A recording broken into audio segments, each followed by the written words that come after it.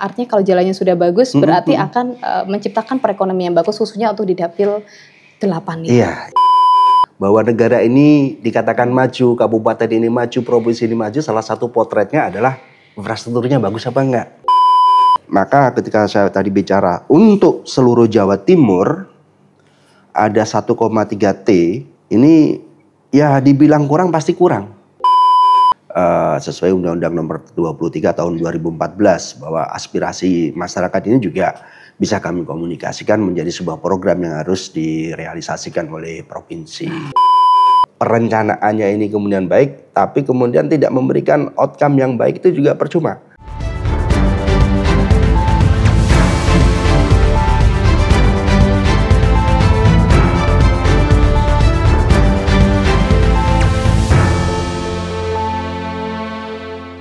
ABTV in Podcast bukan sekedar bicara, lebih dekat, lebih paham.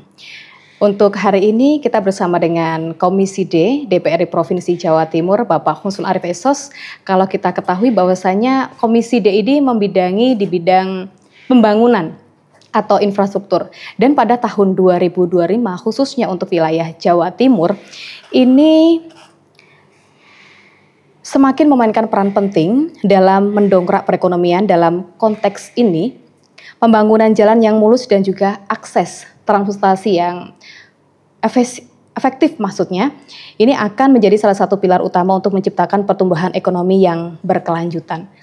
Karena beliau sudah bersama dengan kita, beliau ini profilnya selain sebagai seorang anggota Dewan, maksudnya anggota DPRD Provinsi Jawa Timur, beliau seorang entrepreneur atau pengusaha. Artinya, memulai karir politik beliau itu tidak dalam artian bukan saat ini saja sebagai seorang pengusaha dan sebelumnya juga sebagai seorang anggota dewan khususnya untuk wilayah DPRD Kabupaten. Karena beliau sudah hadir, kita sapa dulu beliau dulu. Assalamualaikum.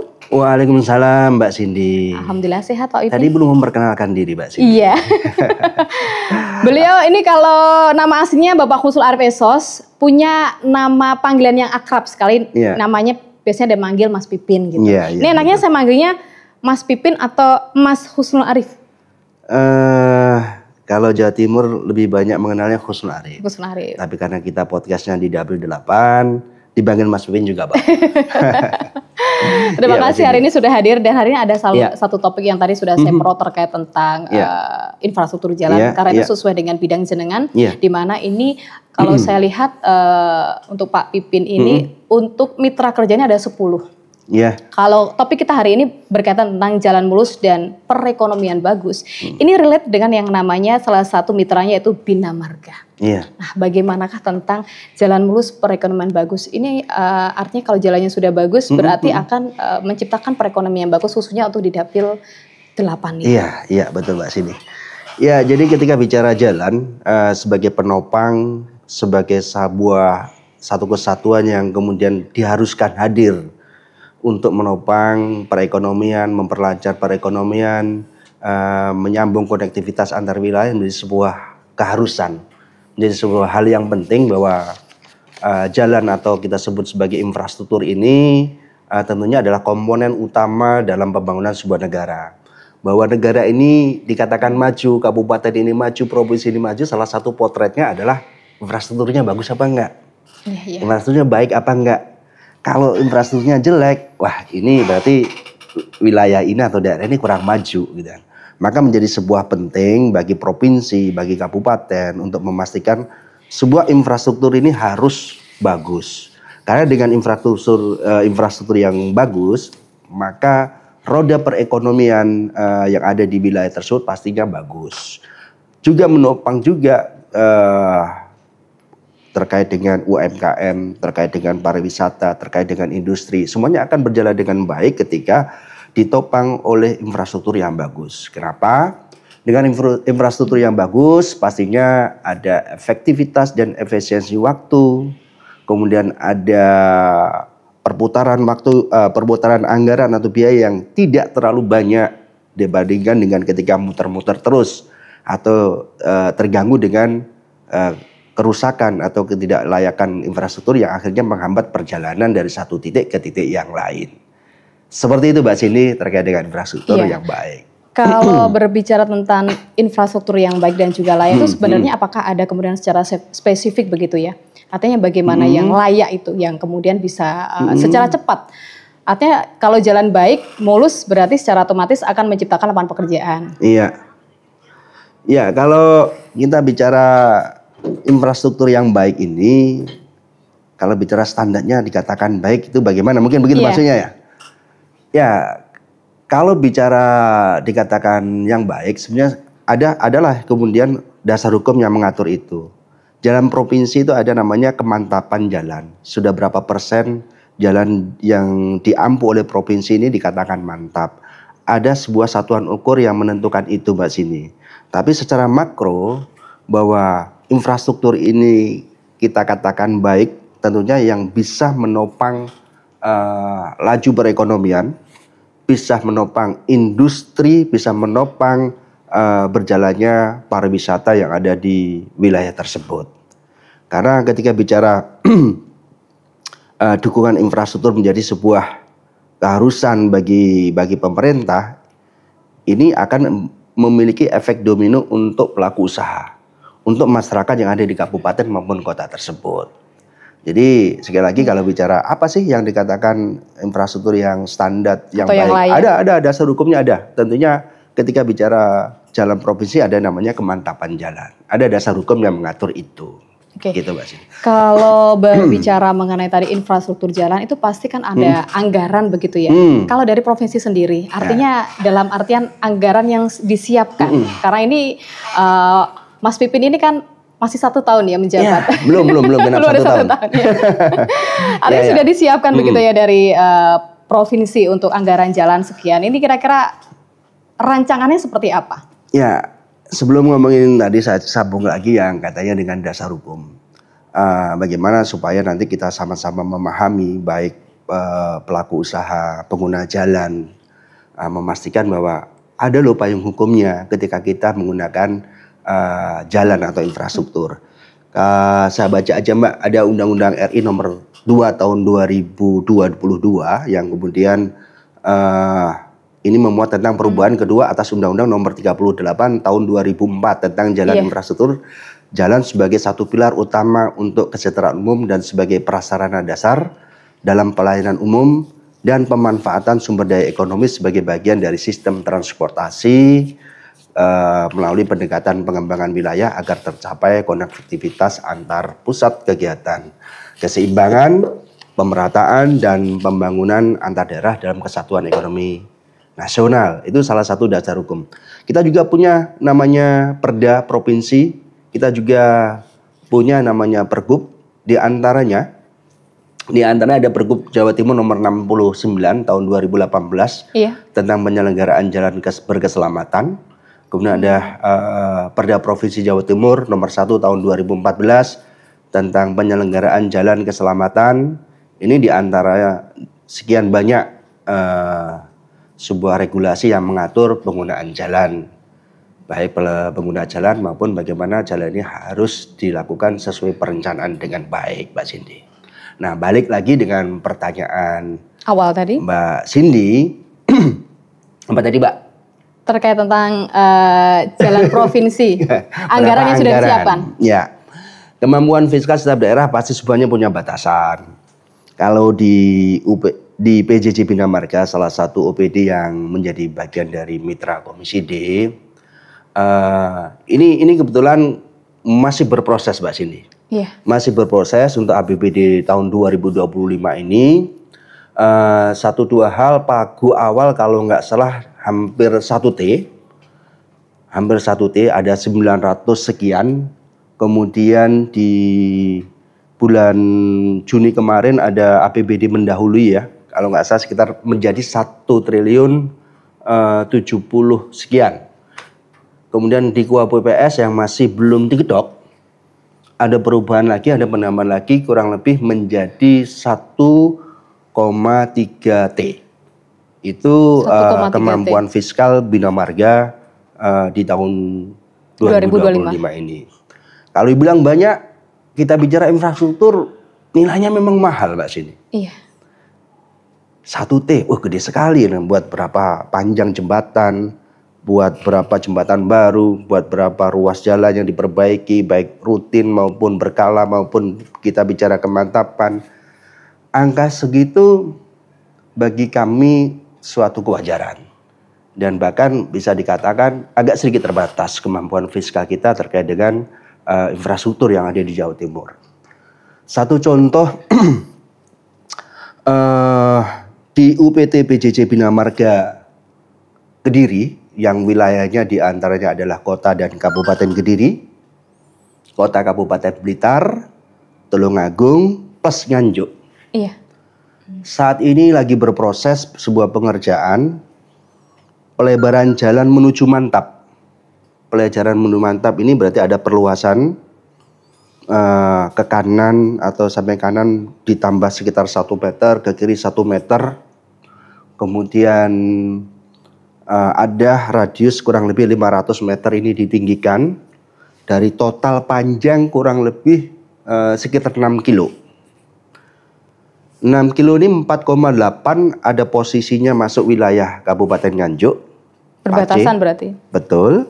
Kemudian yang masuk wilayah Kediri, masuk Desa Gedung Sari dan Desa Tarokan itu ruasnya kurang lebih 1,2 kilo. Total kurang lebih 6 kilo. Hasil final dari PJJ Bina Marga ini dengan kontraktor ketemu angka 21 M. Untuk sepanjang itu yang bukan membangun baru ya. Iya. Hanya melebarkan pelebaran jalan kanan kurang lebih 1 meter, kiri 1 meter, kemudian ada yang 500 meter ditinggikan karena kalau nggak ditinggikan ada banyak genangan ketika musim hujan. Banjir berarti. Itu ada di angka 21 M. Maka ketika saya tadi bicara untuk seluruh Jawa Timur ada 1,3 T. Ini ya dibilang kurang pasti kurang. Teman-teman Bina Marga pasti merasa ini kurang karena mereka ini paham betul kondisi jalan yang ada di Jawa Timur. Baik jalan yang kemudian sebelumnya masuk wilayah kabupaten kemudian dilimpahkan ke provinsi. Atau kemudian dari nasional ada potensi untuk masuk pengelolaannya ke provinsi. Nah, ini mempengaruhi kemampuan fiskal kita juga untuk di Jawa Timur. Jadi kurang lebih 1,3 kalau, tapi sekali lagi ini belum diketok. Dibulatkan ya? Dibulatkan atau nanti dikurangi atau ditambahin masih berproses di Banggar dengan teman-teman TAPD masih berjalan. Artinya sudah disusun, kemudian anggaran juga sudah kemudian sudah ada untuk pelaksanaannya. Berarti seperti itu untuk timelinenya sampai dengan jangka berapa lama itu? Ya tentunya 1 tahun. 1 tahun. Jadi, selesai di 2026 berarti? Selesai di 2025. Jadi iya. Saya belum dapat update. Rasanya nggak ada yang pengerjaan yang multi years ya. Jadi ada multi years ini berarti kan dikerjakan di tahun 2025 juga dikerjakan di tahun 2026 yang anggarannya parsial. Seingat saya di tahun 2025 ini belum ada pekerjaan multi years. Jadi anggaran tadi adalah Pagu 2025 yang awalnya hampir 1 T, kemudian menambah di APBD mendahului menjadi sekitar 1,07 T, kemudian APBD kemudian Kuap PPS ini ada perubahan, ada potensi sampai di angka 1,3. Cuman sekali lagi ini belum fix. Tadi yang saya gambarkan adalah begitu mahalnya infrastruktur.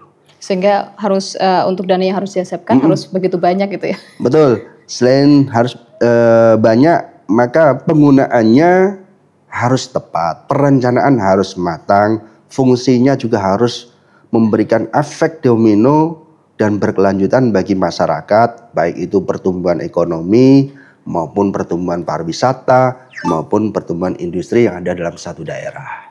Mas Pipin, kalau kaitannya kemudian sudah terrealisasi walaupun kemudian ini masih berjalan ya.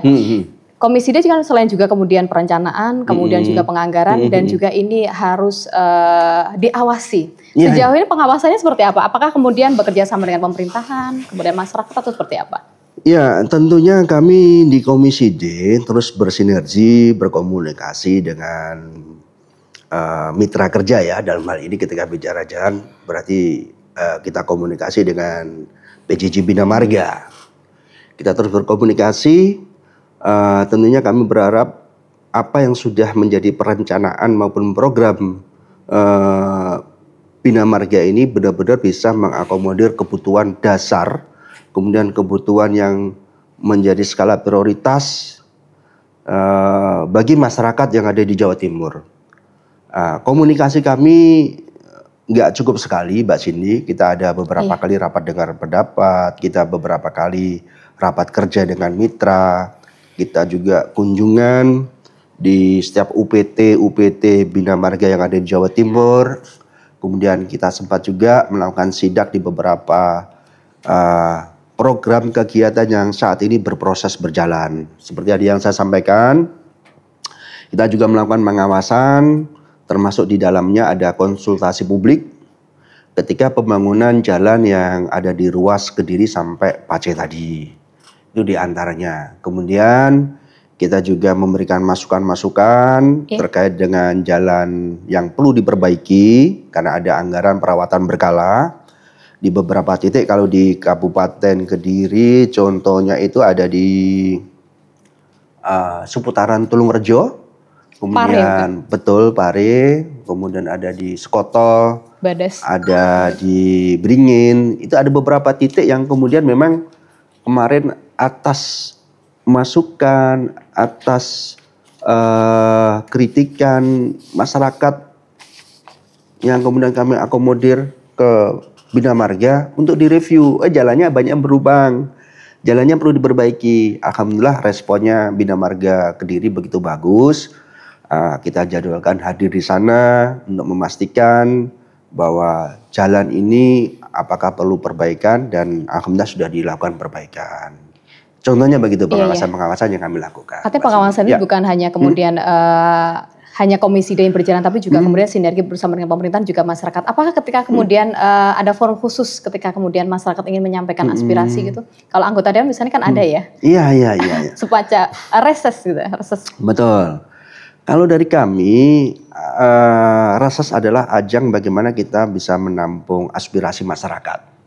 Menampung aspirasi masyarakat, kemudian kita sampaikan baik ke fraksi yang ataupun ke komisi yang kemudian nanti bermuaralah itu kepada eksekutif. Baik itu melalui program-program sinergitas beliau yang ada di OPD, ataupun program yang kemudian bisa kita usulkan berdasarkan aspirasi masyarakat sesuai Undang-Undang Nomor 23 Tahun 2014, bahwa aspirasi masyarakat ini juga bisa kami komunikasikan menjadi sebuah program yang harus direalisasikan oleh provinsi. Luar biasa. Dewan tercinta kita ternyata artinya ketika ada usulan itu kemudian responsif begitu. Sehingga masyarakat bisa merasakan, karena berkaitan tentang tema kita hari ini, kalau jalan mulus, ekonomi bagus, berarti itu kan akan mendukung ya. Betul. Berkaitan tentang jalan mulus tadi, infrastruktur. Apakah ada dampak positif yang kemudian dirasakan oleh masyarakat dari segi perekonomian? Kira-kira kan muncul di situ. Artinya kalau jalan mulus berarti, apalagi kalau bicara mengenai tol, ada di situ rest area, banyak orang jualan, kemudian hotel, dan belum bicara mengenai pariwisata ini. Ini seperti apa tanggapan dari Mas Pipin ini? Iya, tentunya dengan jalan mulus, dengan tema yang kita hari ini kita bahas ya, perekonomian apa tadi Mbak? Jalan mulus perekonomian bagus. keren. Jadi tentunya dengan jalan yang baik, jalan yang mulus, jalan yang kemudian sangat layak. Kita bicara ekonomi, kita bicara konektivitas antar wilayah. Satu titik ke titik yang lain, jalannya mulus, maka akan mengurangi durasi perjalanan pengiriman. Efisien gitu ya waktu. Kemudian kita bicara efisiensi maupun efektivitas penggunaan bahan bakar misalkan. Ketika ini memang mengangkut menggunakan logistik begitu. Ya, menggunakan kendaraan pribadi dari sebuah proyek gitu kan. Artinya kan itu ada efektivitas waktu, ada efisiensi anggaran. Yang nggak kalah penting memang kita bicara memastikan bahwa sebuah industri pertanian akan dari hulu ke hilir ini akan cepat, Mbak.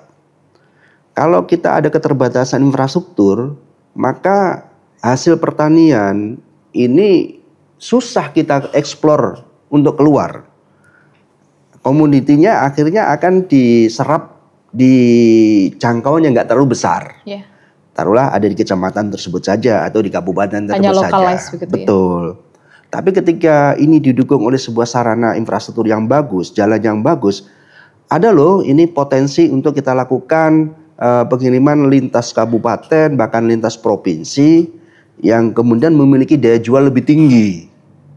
Itu kita bicara perekonomian. Kita bicara pariwisata. Bagaimana mungkin sebuah pariwisata ini akan bertumbuh ketika infrastruktur jalan menuju ke tempat wisata tidaklah bagus, gitu kan? Jalannya tidak mulus, misalnya seperti kayak Pak istilahnya orang bilang Makadam. Itu perlu waktu lama. Makadam, Cegelongan Sewu, bahasa-bahasa yang ada kita, ya kan? Kemudian jalan-jalan ini kadang ditanemin pohon pisang, gitu kan? Ya tentunya kalau itu akses ke tempat wisata itu seperti itu, ya kita pastikan bahwa tidak akan ada masyarakat khususnya dari luar untuk berkunjung ke tempat wisata itu sebagus apapun lokasi atau tempat wisata itu. Tapi ketika ditopang oleh infrastruktur jalan yang bagus, maka ini bisa menarik animo masyarakat dari luar kabupaten khususnya maupun luar provinsi untuk hadir, untuk datang. Enak kok, jalannya cepat, nggak lama, kita bisa capai itu. Gitu dalam waktu yang sangat singkat. Betul, gitu Mbak Siti. Ini maka sesuai dengan tema tadi, dengan jalan yang mulus, perekonomian pasti bagus, ekonominya lancar, pariwisata lancar, termasuk ketika kita bicara UMKM. UMKM juga akan terus bertumbuh, bahwa UMKM ini rata-rata yang diolah, bahan baku yang digunakan adalah bahan baku yang dari lokal. Memaksimalkan hasil panen lokal. Kemudian ekspannya, penjualannya, kalau kemudian tidak didukung oleh sarana transportasi maupun akses jalan yang bagus, bagaimana mungkin ini bisa sampai ke luar, gitu kan? Artinya relate, nyambung begitu ya Pak ya? Kalau infrastruktur kemudian secara artinya baik, otomatis ekonomi akan terangkat begitu ya? Insya Allah begitu. Bahkan saya bilang itu linear, sebuah kepastian gitu kan. Iya. Gitu. Berarti menjadi problem utamanya adalah infrastruktur harus segera diperbaiki secepat mungkin. Iya, bila mana itu memang sebuah kerusakan harus diperbaiki, dan tidak hanya perbaikan, kita juga harus menganggarkan sebuah perawatan rutin maupun perawatan berkala. Kemudian akses-akses yang kemudian perlu diperlebar, kemudian menuju mantap ini sudah berapa persen, setiap daerah itu beda-beda. Ya ini yang menjadi PR-nya Bina Marga untuk memastikan. Ini ada yang menarik sekali karena untuk wilayah. Saya minum dulu. Oh boleh. sampai lupa untuk kemudian memberikan penawaran minum bersama ya. Baik kita ngobrol bersama dengan podcast. Sambil kita ngobrol kita minum dulu, semoga mendapatkan keberkahan dari podcast ini. Amin. Ya Mbak Sini, terima kasih. Alhamdulillahirabbil alamin. Iya, karena saking asiknya ngobrol sehingga kita nggak tahu ternyata durasi udah panjang. Ya, nggak ada biskuitnya, camilannya. Nggak apa-apa, Pak. Dia sudah mewakili. Iya, kembali lagi mengenai infrastruktur tadi. Kalau tadi membantu secara artinya perekonomian UMKM, kemudian juga pertanian. Nah, sejauh ini kan wisata. Wisata itu adalah sesuatu hal menjadi ikon dari suatu daerah. Contoh yang kemudian konkret yang ada di Dapil dari Jenengan, Kabupaten Kota Kediri. Ini sejauh ini seperti apa, Pak? Apakah wisatawan menjadi meningkat atau sama dari yang kemarin itu bagaimana? Jadi ketika bicara infrastruktur, khususnya jalan Mbak Cindy ini ada 3 pengampu. Ini yang perlu dipahami dulu, bahwa ada ruas jalan yang menjadi tanggung jawabnya nasional. Ada jalan yang menjadi tanggung jawabnya provinsi, ada jalan yang menjadi tanggung jawabnya kabupaten kota. Di bawahnya itu pasti ada jalan desa gitu kan. Maka kita lihat dulu pariwisata yang ada di Kabupaten Kota Kediri ini, akses menuju ke tempat wisata itu, adakah jalan provinsi yang dilalui? Kan gitu ya Pak. Nah ini menjadi penting kemudian supaya tidak salah kaprah, karena masyarakat ini ya kita pahami bersama. Masyarakat kita itu nggak tahu, dan tanda kutip sebagian juga tidak paham begitu? Lebih tepatnya begini, mereka ini pahamnya ini jalan, ya, kemudian rusak, lapor ke anggota dewan, gitu kan? komisi D lagi. Entah itu teman-teman kabupaten, lapornya ke teman-teman kabupaten atau kota, tapi ternyata jalan provinsi. Atau sebaliknya. Tapi rata-rata masyarakat di ngapunten Pak Lurah, Pak Kades ya. Biasanya kena sasaran utama dan pertama memang Pak Kades. Perangkat desa, jalan rusak. Nggak tahu ini jalan kabupaten, nggak tahu ini jalan provinsi. Karena orang yang terdekat dengan masyarakat pastinya adalah perangkat desa. Jadi betul. Dengan segala hormat, kita perlu pastikan dulu jalan ini jalan nasional kah? Jalan provinsi kah? Atau jalan kabupaten. Nah, sekedar informasi Mbak Cindy bahwa untuk membedakan begitu. Oke, untuk membedakan di antaranya kalau jalan provinsi itu garisnya kuning Mbak Cindy. Di tengah terputus-putus kuning ya? Atau lurus? Bisa jadi sebelah sisi kanan atau kiri itu kuning ataupun tengah-tengah kuning. Itu jalan provinsi. Kemudian kalau putih itu ada jalan kabupaten maupun jalan nasional. Tapi saya melihatnya memang agak sedikit susah membaca itu. Karena bicara jalan itu nggak kemudian sepanjang ini gitu kan. Ada provinsi segini kemudian masuk kabupaten, balik provinsi lagi, ada seperti itu. Nah contohnya begini aja. Di Dapil 8 ini jalan provinsi yang ada di kabupaten dan kota. Oke, biar enak. Di kota itu jalan yang diampu oleh provinsi kurang lebih 9 kilo. Panjangnya 9 kilo. Hanya 9 kilo. Sekali lagi hanya 9 kilo dibandingkan dengan luasan jalan yang ada di kota. Itu sangat sedikit berarti artinya? Iya, sedikit Mbak. Kalau kita bicara ruas jalan yang ada di kota, sedikit. Karena kadang masyarakat awam itu taunya kalau jalan provinsi jalan yang dilewati oleh kendaraan umum seperti bus begitu. Ternyata bukan ya? Enggak juga. Enggak juga ya? Enggak juga. Jadi ada jalan yang kemudian dilewati bus itu bahasanya BTS, Better Service ya. Itu jalan yang kemudian juga dimiliki oleh nasional. Ini kan, itu bukan nggak pasti bahwa itu adalah provinsi, jalan provinsi atau jalan pusat kalau yang dilalui oleh BES, gitu kan. Ini coba saya buka data Mbak sini ya. Boleh. Jadi kalau kota Kediri itu ada sekitar 9 kilo 73 meter. 9 kilo 73 meter mencakup. Dan ini di kota semua, di antara Jalan Sersan Bahrun, Jalan Gatot Subroto, Ahmad Dahlan, Kapten Tendian, Ayani, Maijen Suprapto, Lejen Sutoyo sama Panjaitan. Enggak kemudian panjang. Contoh sederhananya gini Mbak Sidi. Ini kalau kita bicara Jalan Gatot Subroto itu paling panjang, bukan paling panjang, nomor 2, 1,3 kilo. Yang lainnya hanya 0,753. Akumulasinya dari total jalan 1, 2, 3, 4, 5, 6, 7, 8, 9 tadi. Yang terputus tadi? 9 kiloan. Itu jalan provinsi. Jalan provinsi yang ada di kota. Iya. Kemudian kalau yang ada di kabupaten itu ada 79,3 kilo.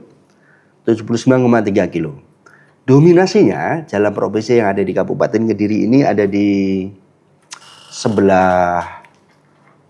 Ini jalan yang mulai dari Simpang Lima Gumul ini sampai pertigaan Gapura Selamat Datang Kota Pari itu. Iya. Ke arah Pari begitu. Ada salah satu pabrik rokok di sana. Iya. Kemudian sudah masuk jalan berbeda kabupaten.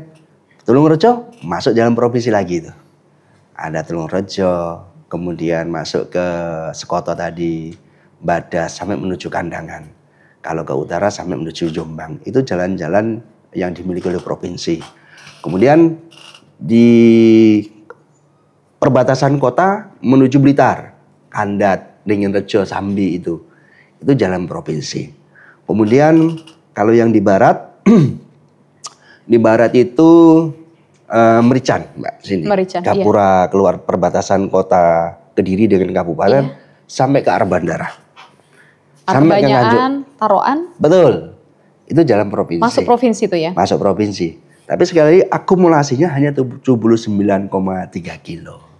Mbak Sidi, itu jalan yang kemudian diampu oleh Provinsi Jawa Timur yang ada di Dapil 8, khususnya kota dan kabupaten Kediri. Sehingga masyarakat hari ini tahu dalam podcast bersama dengan ABI TV ini tahu perbedaan jalan provinsi, kabupaten dan juga nasional. Sehingga mereka ketika kemudian melakukan artinya mengajukan waktu ada aspirasi gitu kan, artinya mereka bisa membedakan ini masuk provinsi atau enggak. Tahu-tahu langsung ketika ada acara tersebut langsung bilang, Pak tolong diperbaiki, nggak tahu ini ternyata jalan nasional. Ternyata kabupaten. Jadi ketika aspirasi ini kemudian disampaikan, kita tentunya akomodir. Jadi kalau memang jalan itu jalan nasional, bisa kita komunikasikan ke teman-teman yang memang menjadi kewenangannya beliau di pusat. Kalau memang jalan kabupaten kota ya kita sampaikan teman-teman yang di sini banyak sekali kolega kami yang ada di kabupaten maupun kota menjadi dewan ya. Jadi akhirnya kita bisa sampaikan. Prinsip tidak ada masalah Mbak Cindy ketika aspirasi ini harus kita serap semua.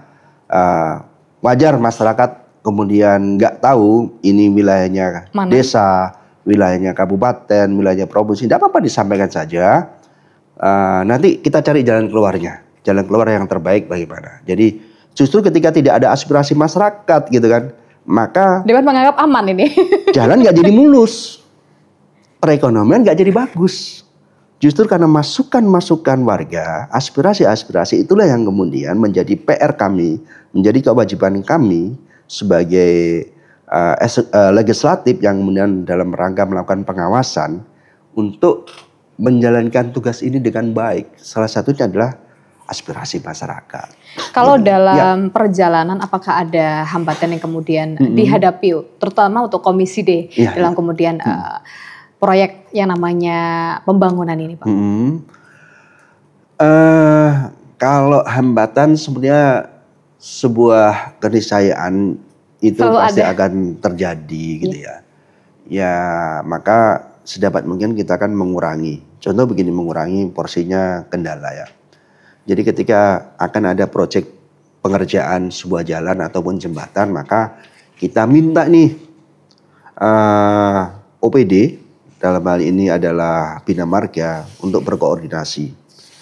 Untuk berkoordinasi dengan kabupaten kota, untuk berkoordinasi dengan pihak kepolisian maupun TNI, untuk melakukan konsultasi publik. Menghadirkan tokoh-tokoh masyarakat, menghadirkan pengampu wilayah untuk konsultasi publik. Selanjutnya bagi pemenang kontrak atau pemenang tender atau pemenang lelang apapun itu, kita minta memastikan untuk berkomunikasi dengan masyarakat yang pastinya akan terganggu ketika ada pengerjaan jalan. Betul. Bagaimana supaya nanti arus lalu lintas bekerja bersama dengan pihak Polri menjadi aman, lancar, terkendali. Keamanan juga terkendali dengan baik ketika ini kemudian melibatkan TNI, melibatkan desa, melibatkan kecamatan yang kemudian dilalui oleh proses pengerjaan. Saya pikir upaya-upaya secara komprehensif, kemudian upaya-upaya kita secara masif untuk berkomunikasi dan duduk bareng menjadi sebuah solusi setiap proyek yang dilakukan oleh pemerintah provinsi maupun kabupaten kota itu akan berjalan dengan baik. Artinya selain kemudian komunikasi yang clear, semua pihak harus memberikan dukungan begitu ya Pak ya? Dalam hal pembangunan ini. Harus clear. Karena biasanya ujung tombaknya ada di pembebasan lahan tadi. Masyarakat pasti dia merasa karena tidak sesuai harga yang kemudian ditawarkan. Sehingga kadang mereka kemudian mengalami yang namanya artinya mereka tidak setuju, Anda juga menghambat juga. Oke, untuk beberapa case mungkin problemnya berbeda-beda ya. Jadi apakah pembebasan jalan, yang Mbak Cindy sampaikan tadi mungkin terkait dengan pembebasan jalan ya. Itu nanti wilayah kewenangannya berbeda-beda itu Mbak Cindy. Apakah pembebasan jalan ini jalan provinsi atau jalan kabupaten kota atau jalan pusat. Tapi ketika bicara pembebasan jalan, biasanya adalah sebuah rule yang harus dilaluin supaya ini baik. Adalah sebuah komunikasi yang baik supaya ini muncul sesuatu yang baik karena tujuannya kalau untuk pembangunan ya, untuk infrastruktur, untuk kepentingan masyarakat secara umum, saya pikir sebuah kepastian ini untuk dijalankan pasti akan didukung oleh masyarakat. Gitu, Mbak. Aduh, ini menarik kalau kita punya dewan yang kemudian memberikan begitu banyak wawasan kemudian terkait tentang tadi infrastruktur jalan. Ini kita pengen lama-lama sebenarnya Mas Pipin, tapi ternyata waktu tidak bisa. Gitu ya? Gak kerasa ya? Gak kerasa, udah sampai sekian lama kita ngobrol. Pesan yang ingin disampaikan Mas Pipin selaku sebagai anggota DPRD Provinsi Jawa Timur khusus di Komisi D terkait kemudian infrastruktur khususnya untuk di wilayah Jawa Timur. Ini pesannya apa dan kemudian harapannya seperti apa ini Pak? Ya, kami tentunya berharap bahwa infrastruktur yang ada di Jawa Timur ini sesuai target direncanakan dengan perencanaannya harus matang. Eksekusinya harus betul-betul dilakukan oleh yang profesional supaya spek ini betul-betul sesuai. Kemudian dilakukan monitoring tidak hanya oleh kami sebagai pengawasan menjalankan fungsi pengawasan, tapi juga harapan kami sebelum pelaksanaan ini kalau melalui kajian-kajian studi yang baik, saya rasa pengerjaan outcome-nya juga akan baik. Percuma ketika kita bicara hasilnya atau bicara perencanaannya ini kemudian baik, tapi kemudian tidak memberikan outcome yang baik itu juga percuma.